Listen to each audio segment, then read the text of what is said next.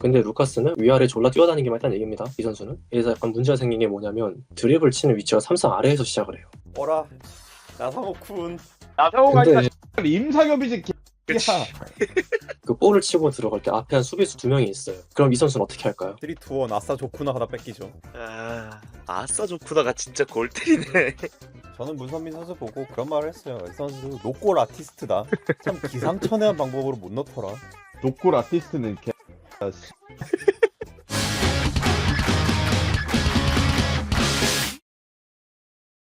네, 지난주 토요일이었죠. 우리가 2경기 연속으로 0대0 무승부를 기록하면서 앱솔 인스타 댓글창이 점점 불타오르기 시작하던 찰나에 세 번째 경기는 똑같은 클린시트지만 한 골을 다행히 넣음으로써 1대0 승리를 거뒀고, 아무튼 이날 경기 내용은 사실 뭐 그렇게까지 언급할 게 없었어요. 왜냐면 사실 개인적으로 김천전 수원FC전과 크게 다른 게 있었나 싶긴 하고. 안 그래요, 진호 씨? 저는 좀 반대. 어떻게 생각하시죠? 그러니까 지난 경기들에 비해서 포메이션도 좀 달라졌고 압박 형태도 많이 달라졌고 할 일이 많습니다. 그런가요? 뭐 개인적으로는 뭐 김천전이나 수원FC전과 비교해서 크게 달라지진 않았다고 생각한 게, 앞선 두 경기도 좀 비판을 많이 받았지만 기본적으로 수비가 탄탄했기에 일어날 수 있었던 경기였다고 생각하거든요. 일단 이날에 대해서 가장 크게 얘기해 볼 만한 선수는 한 3명 정도 꼽을 수 있을 것 같아요. 가장 많은 분들이 꼽는 건 바로 우리 황도윤 선수인데요. 이번 경기에서 황도윤 선수, 그러니까 황도윤에 대해서 좀 감탄을 많이 했던 것 같아. 중앙 미드필더에 대해서는 나는 기대값이 되게 큰 사람이거든. 보고 자란 게 하대성이니까. 어어. 그치. 왜냐면 우리는 되게 오래된 팬이잖아. FC 서울의 중앙 미드필더의 최소 기준점은 내 기준에 다카학이야. 다카기. 어쩔 수가 없어. 아, 황금 세대를 보고 자란 사람이라서 다카기가 나에게는 진짜 최소 기준점이야. 얼마 전에 근데 해설 데뷔하신 다카기 씨. 야 다카기 해설 데뷔했더라. 그러니까. 근데 이번 황도윤의 종합적인 평가를 내려보자면 네. 얘 왜 우선 지명 안 했지? 딱 졸업하고 나서 콜업을 안 했지? 이런 생각이 들 정도로 너무 좋은 거야. 이번 경기에서 나는 정경우 감독의 패착이 FC 서울 상대로 후방 빌드업을 시도한 거라고 생각을 하거든. 근데 정경호 감독님이 최근에 이제 준비하고 있는 것들이 후방 빌드업을 통해서 김동현 살리기에 대한 그 초점이 좀 맞춰져 있는 것 같아. 내 개인적인 어, 기준으로는. 약간 그 김동현이 약간 그 볼란치로 내려가면서 약간 쓰리백처럼 형성하지 않나요? 오, 맞아. 맞아요. 네. 근데 김기동 감독님이 이번 경기에서 너네 라인 내려? 우리 올려. 약간 이걸 한 것 같아. 우리 밑에서 하지 마. 쟤네 올려서 죽여. 쟤네가 밑으로 내려가면 우린 올려서 죽이자. 약간 이걸 한 것 같은데 그 과정에서 황도윤이 한 칸, 평소보다 한 칸 더 올라와서 풀어주는 움직임이 솔직하게 말하면 이게 이제 갓 프로 데뷔한 3년차 이내 선수가 할 수 있는 움직임인가? 연계인가? 이런 생각을 많이 했던 것 같아. 내 개인적인 기준으로. 근데 맞는 게 제가 봤을 때 약간 그 황도현, 이승무 둘이 같이 있으면 약간 둘 다 좀 공격성이 되게 강해 보이잖아요. 응, 응, 근데 응. 이 경기 같은 경우는 이승무가 좀 더 삼성 후방에서 좀 더 쓸어주고 황도현이 약간 좀 이선까지 올라가는 박투방 역할을 많이 했단 말이에요. 응, 응, 응. 그 우측에서의 그 영향력이 되게 높았어요. 되게. 나도 그래서 이번에 맨마킹을 진짜 많이 한 것 같거든, 서울이.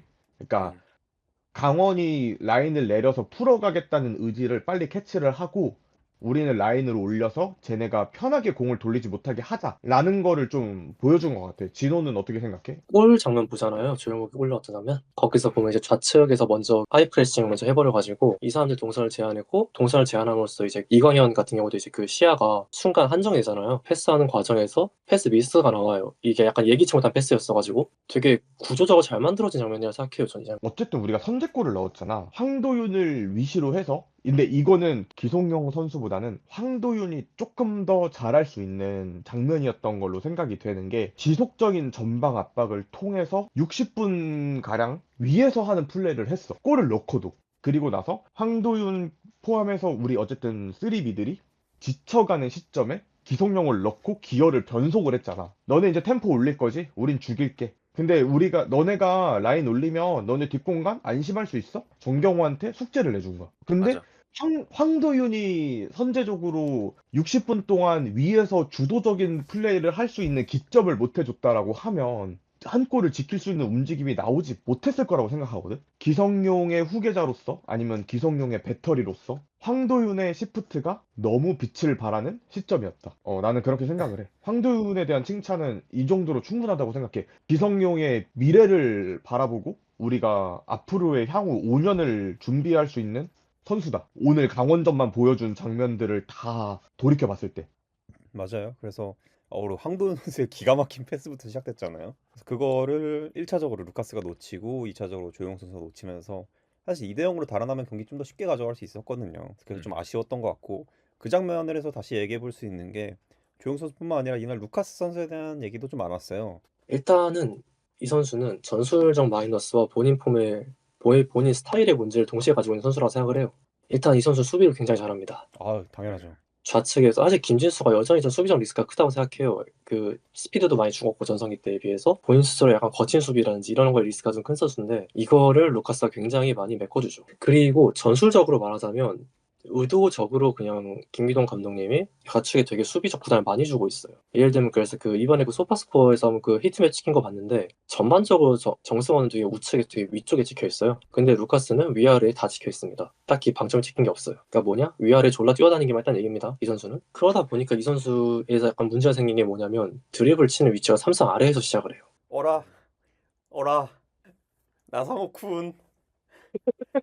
나상호가 아니라 근데 임상엽이지 그치. 개야. 근데 웃긴 거는 나상호는 그래도 클래스가 되니까 이거를 골로 연결시켰어. 근데 루카스는 여기서 치명적인 문제가 생깁니다. 그 볼을 치고 들어갈 때 앞에 한 수비수 2명이 있어요. 그럼 이 선수는 어떻게 할까요? 3-2-1 아싸 좋구나 하다 뺏기죠. 맞습니다. 그게 문제예요. 이게 너무 획일화된 패턴이에요. 아싸 좋구나가 진짜 골 때리네.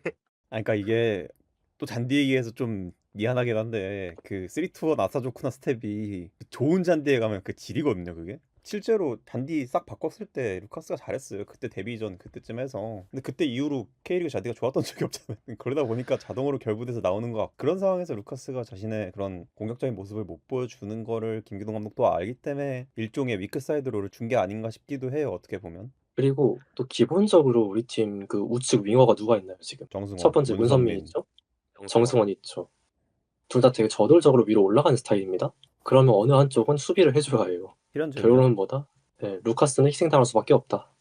처음에 정승원이 왔을 때 저는 반대로 생각했거든요. 정승원이 조금 더 위크 사이드 롤 꾸준히 일을 좀 해주고 루카스가 좀 더 이제 하이퍼 캐리형 원딜러처럼 이제 측면을 찢어 놓는 걸 기대했는데 막상 까고 보니까 좀 반대로 된 게 나쁘다 좋다를 떠나서 좀 신기하긴 해요. 약간 좀 불만이 있다면 네. 안양전 때 보면 이제 안양을 위에서부터 누르면서 루카스랑 김진수가 서로 되게 원툴들 잘 주면서 되게 잘 찔러서 들어갔거든요. 네. 이 패턴이 없어졌어요. 그거는 좀 아쉽긴 하죠. 시야가 갑자기 극단적으로 줄어든 느낌인데 이거는 개인 자신감의 문제 아닌가? 아싸 좋구나 스텝을 지금 5개월째 못 하고 있는데 못하는 거 맞나요?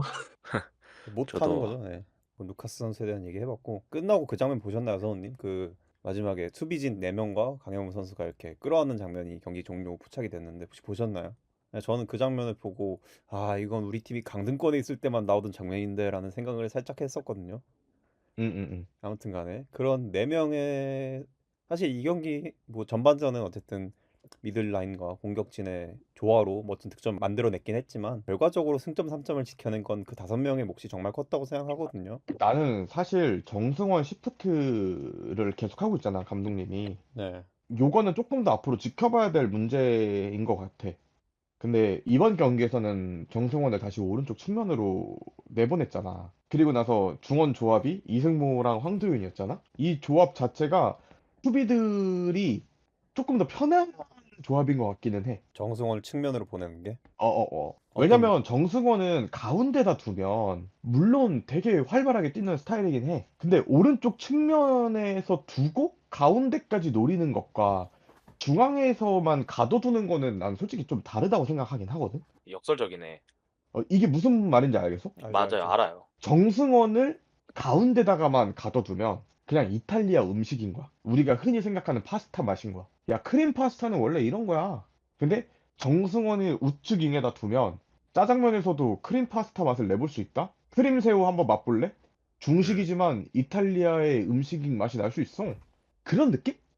그래서 나는 정승원을 중앙에다 두지 않는 이유는 정승원 되게 다재다능한데 굳이 역할을 한정적으로 둘 필요가 있어? 물론 정승원이 빛나는 이유는 황도현 때문이긴 해. 또 이렇게 돌고 돌아 황도윤 숭배가 어. 되는 왜냐면 황도현이 라인을 올렸음에도 불구하고 수비적 가담이 굉장히 좋았는데 킥패스를 많이 뽑아주는 선수가 수비까지 가담을 많이 해준다? 그러면 솔직히 센터백들 입장에서는 횡재거든. 저는 그래서 보고 싶은 전술이 있어요.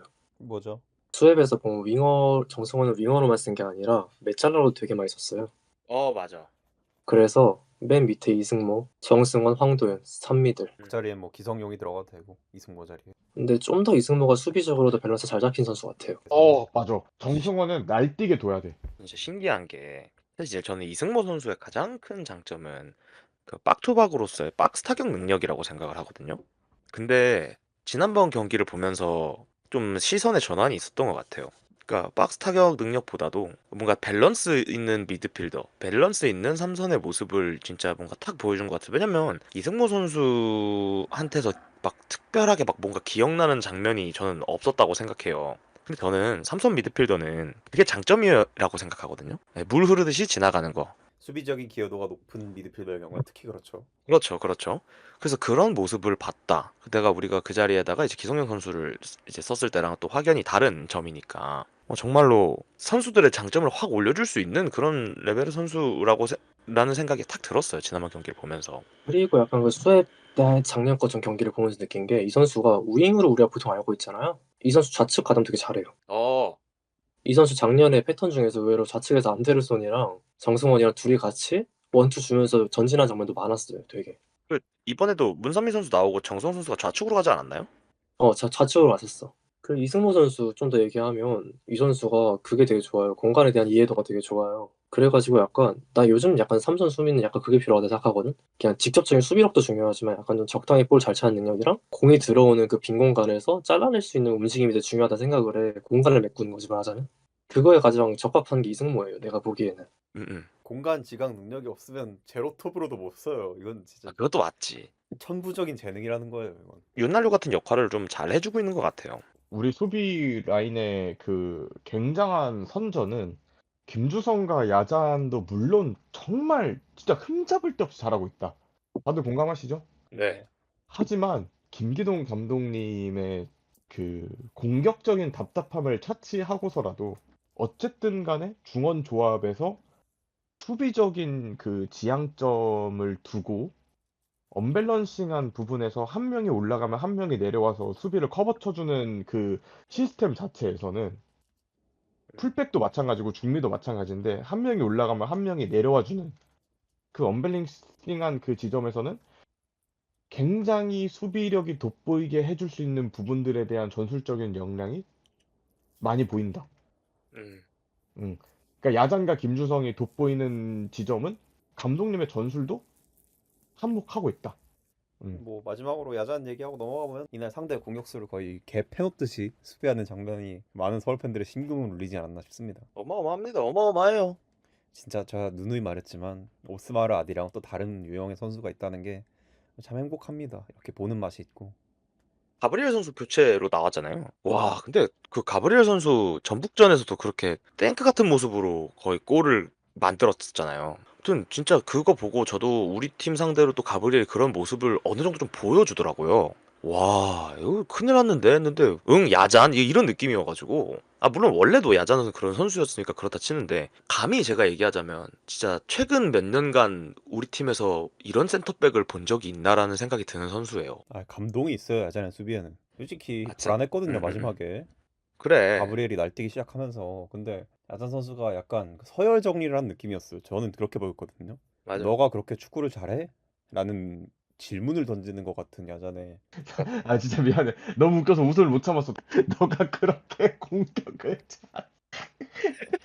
우리 이제 후반전 들어가서 이제 좀 주목해볼 만한 선수 마지막으로 한 명 얘기하고 가자면 지난 경기 때도 얘기했지만 이제 문선민 선수에 대해서 저랑 이제 로카스님이 한마디씩 거들었거든요. 그러니까 문선민의 플레이를 보면 막 기가 막히고 코가 막혀요. 근데 코 막히면 어때요? 답답하죠. 맞아. 네, 답답합니다. 운반 잘하는데 골을 못 넣어요. 아, 이분이. 쿠팡 플레이형 공격수다. 네. 뽀른바는 기가 막혀요 또. 제가 그 선수 하나로서 하나가 들어와가지고 이렇게까지 그 윙이 경기를 쫙쫙쫙 해주고 다녔던 선수가 우리 팀에 최근에 있었나 하면 기억이 안 나는데. 네. 전 놀란 게 거기서 한 번 더 치고 들어갈 수 있어? 오. 라는 생각을 좀 많이 들었어요. 대부분의 약간 선수들이라면 거기서 백패스를 음. 주거든요. 음. 그 상대도 내가 기억하기로 외국인 수비수인가 그랬어. 근데 거기서 슥슥 하더니 박스 안으로 다시 들어가더라고요. 그걸로 살아남은 선수가 아닌가 진짜. 문선민 선수의 특장점 중에 하나는 그런 것 같아요. 아까 이제 얘기했던 것 중에서 우리 팀 상대팀 공격 라인 엔드라인 끝까지 왔어요. 터치라인 끝까지 와가지고 아 여기선 이제 백패스를 줘야 돼 하는 상황에서 덮고 옆 안쪽으로 치고 들어와 버려요. 근데 이거를 예측이 안 돼. 예측이 안 되는데 문제는 그 다음이 좀 아쉽다. 그게 좀 크긴 하지만 네. 예측이 안 되니까 그런 거는 이게 진짜 크랙의 모습이 아닌가 싶어요 저는. 임상혁하고 약간 좀 결이 비슷해요. 제가 보기엔 의외로. 이게 어떤 느낌이냐면 임상혁은 수비를 좀 더 하고 좀 피지컬 쪽도 내려와 있죠. 근데 똑같은 게 뭐가 있냐면 밀고 올라가는데 상대 박스에 가까워질수록 시야가 제한이 돼요. 좁아집니다. 악담 아닌가요 그건?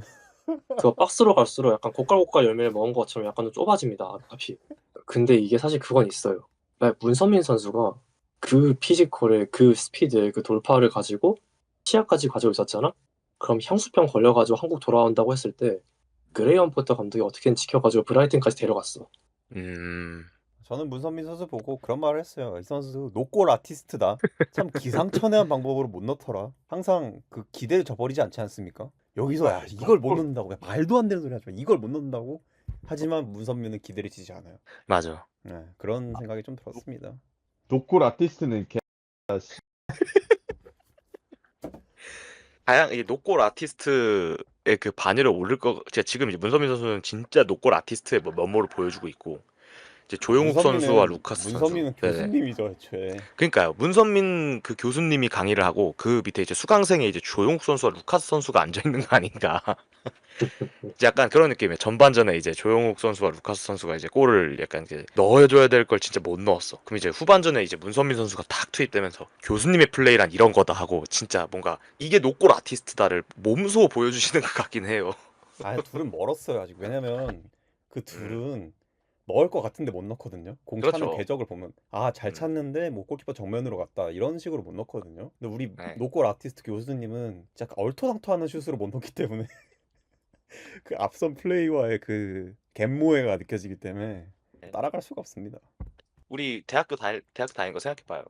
교수님의 그 넓은 인식을 어떻게 일개 학부생 딸이가 따라갑니까? 넣을 수 있는 궤적으로 슛을 찬다? 아직 딱 학부생이라는 증거입니다. 그렇죠. 제가 아까 전에 그거 말했잖아요. 배달의 기수다. 약간 배달의 민족이다. 쿠팡 배달부다. 이런 말 했잖아요. 네. 네. 배달부들이 배달을 어떻게 하죠? 가져가서 그 배달을 할 때 어떻게 하죠? 문 앞에 놓죠? 네. 그렇죠. 근데 문선민은 약간 그 배달을 하는 과정을 즐기는 것 같아. 그리고 막상 배달을 할 때는 이거를 앞에 놓고 가는 게 아니라 집어 던지고 가는 거지. 배달 말고 그 앞뒤를 바꾼 아티스트가 되는군요. 예. 그러니까 그거 아니야. 그 우리 그 쿠팡이츠 시키면은 이 문 앞에다 뒀습니다 하고 사진 찍어서 보내주잖아요. 네. 맞지, 맞지. 딱 그거 아니야. 막 와가지고 배달 열심히 한 다음에 그 영상으로 찍는 거야. 던지는 걸 음식을. 손님은 그거 받으면 음식을 못 먹어. 네, 사진을 봤는데 사진이 약간 흔들려 있어. 그런. 그 약간 옛날에 그 신문 배달부들 보면 막 담 넘어가 신문을 집어 던지잖아요. 맞아. 문선민은 신문 배달부인 거야. 걸면은 답변으로 하지만 빨랐죠? 칼치기 6번 했는데 한 번도 안 쓸렸죠? 아무튼 우리 강원전 얘기 이 정도 해보면 될 것 같고, 마지막으로 아까 처음에 한 얘기긴 한데 저는 그 마지막에 끝나고 수비진이랑 강영우 선수랑 이렇게 껴안으면서 되게 승리의 기쁨을 만끽하는 모습이 또 지난 경기랑 비교가 돼서 너무 좋았어요. 지난 경기 끝나고 라커룸에서 했던 말들이 팬들한테 굉장히 이제 큰 감동을 줬잖아요. 감동 아닌 감동을 줬잖아요. 그 감동이 다음 경기 결과로 이어지고 선수들도 그거를 이제 느끼고 있는 것 같아서 약간 한편의 서사를 보는 느낌이 들어서 굉장히 좋았습니다. 김진수 선수가 이제 그 수협전 때 이제 라커룸 스피치 끝나고 한 거 있잖아요. 근데 와, 근데 김진수 선수를 이래서 부주장을 맡겼구나 하는 스피치였고, 정말 그 스피치에 맞춘 경기 결과를 정말 보여주고 증명한 것 같아서 너무 기분이 좋았어요.